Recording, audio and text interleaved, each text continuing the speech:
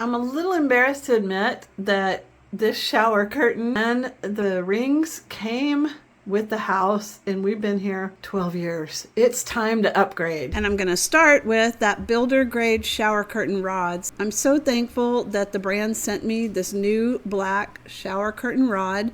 It's a tension pole. It comes with the ends, and they just tension to the wall. And then it has the base pole that is a twist tension, just like your normal shower curtains or curtain rods. And then it has several pieces, including some extras. Okay, now I have the new black rod up in there. I did not need one of the posts. This extra rod back here is to hang swimsuits to hide and dry. So just ignore it. Let me get the shower curtain on there. Look how cute that looks. So much better than the old builder grade silver chromy yucky shower rod. I love this.